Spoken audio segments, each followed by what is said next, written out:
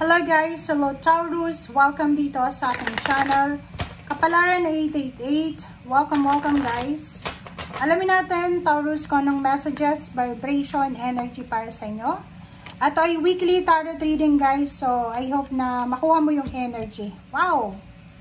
Taurus, congratulations sa'yo kasi atong 7 na to na message, it's either unexpected or expected message to from community, from your friends, from someone, from group of individuals, from your family and friends.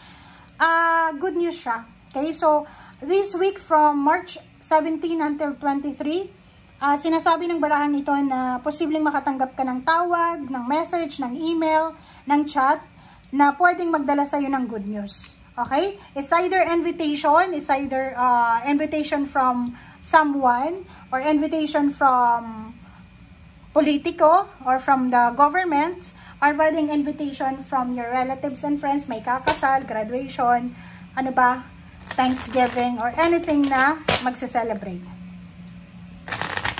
Makakatanggap ka din ng balita, like for example, ikaw ay nag-a-apply ng trabaho, nag-a-apply ka ng mga government papers or anything, matatanggap mo yung sagot or confirmation.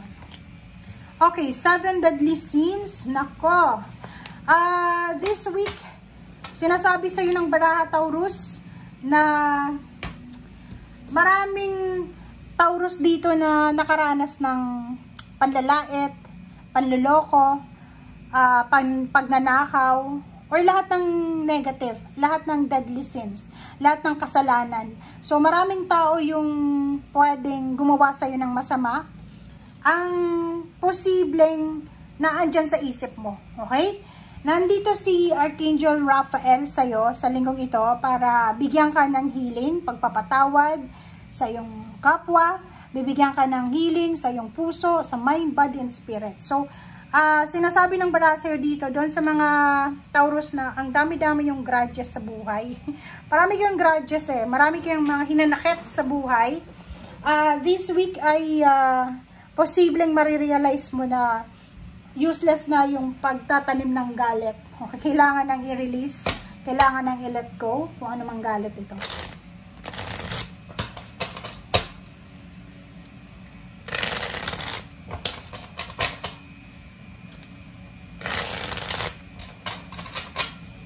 Okay. Taurus.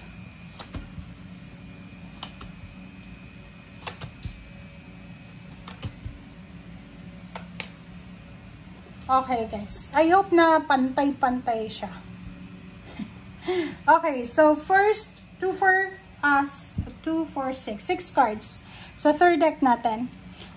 Nakikita ko sa'yo dito nag-aantay ka ng clarity. So pwedeng nag-aantay ka ng positive result, nag-apply ka ng trabaho, all about medical exam results, letters, call, or chat. Nakikita ko na matatanggap mo na siya sa linggong ito. Makinig ka sa sinasabi ng intuition mo everyday, okay? Huwag kang masyadong nag-iisip ng negative. Be positive, be optimistic. Makinig ka sa mga signs and symbols, synchronicities. Huwag tayong masyadong nega ha. And dito sinasabi ng baraha na simulan mo daw sa linggong ito na mag-manifest. Hindi masama yun guys ha. Yung Venus retrograde from March 1 until April, maganda to para mag-manifest ang love life ng personal and professional na change.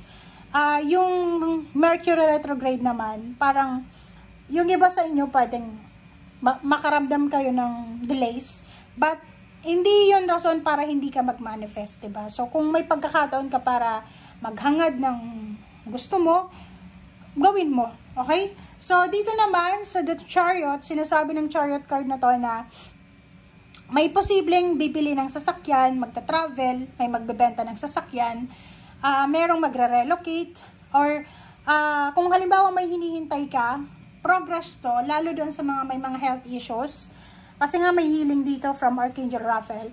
Kung may mga masakit kayo sa katawan, sinasabi dito na posibleng mayroong kagalingan, may progress yung gamot na iniinom mo. Kung halimbawa naman tungkol to sa pag-aaral, kung nahihirapan kang mag-aral, college student ka, sinasabi ng bara dito na may progress, okay? And at the same time, doon sa mga Taurus na nagbabalak ng pagre-resign, sinasabi ng baraha sa'yo na pag-isipan mo mabuti. Okay? Basta makinig tayo sa sinasabi ng ating intuition. Okay? Sa usaping pera, huwag kang papasok sa kung ano-anong investment, huwag kang masyadong magtitiwala sa mga kung ano-anong inaalok sa inyo na easy money at ano pa man, na mga lending company online, kasi baka may mga hidden fees yan or anything na pwede niyong pagsisihan. So, ingat-ingat kayo sa mga investment. Walang easy money sa panahon ngayon. Okay? Okay. Two of Wands, bibigyan ka ng pagkakataon ng universe na makapag pamili. Parang gano'n. So, nakikita ko sa'yo dito na dalawa yung pinagpipilian mo. Is either dalawang country, dalawang company, is either local and one international job. So, nakikita ko sa'yo dito yung choice na mag-travel, mag-relocate, mag-migrate, choice para hanapin kung saan ka talaga nararapat na bansa or trabaho or negosyo. Meron sa inyo dito, Taurus, na marami-rami din ang minamanifest nyo na pera. Parang ang focus nyo, hindi lang sa linggong ito, kundi everyday, ang focus nyo talaga is yung makamit nyo yung financial wish nyo. And kung makikita mo dito, sinasabi sa completion, konting tiis pa, 'di ba? So, wag kang mawalan ng pag-asa, okay? Walang imposible. Everything happens for a reason. And dito sinasabi sa iyo ng barahang to na ang lahat ay nasa tamang panahon, tamang energy, tamang relationship, tamang lugar. So, dito sinasabi sa iyo na wag kang matakot kasi lalo kung medyo may edad ka na, parang iisipan mo, nako, hindi na yan para sa akin. Huwag kang matakot. Everything happens for a reason. And hindi hadlang yung edad, yung pera, or anything status sa buhay para sa blessing. So, kahit may edad ka na, may pagkakataon ka pa rin na makatagpo ng relationship. Kung wala kang relationship, kung pera naman yan, makukuha mo siya kung talagang para sa'yo, kung nakadestiny na sa'yo. Okay? Number 3, impress. Yun nga yung sinasabi, take care of your body, take care of your parents, take care of your mother, take care of your health, kung babae ka, reproductive, lahat, physical body, mental.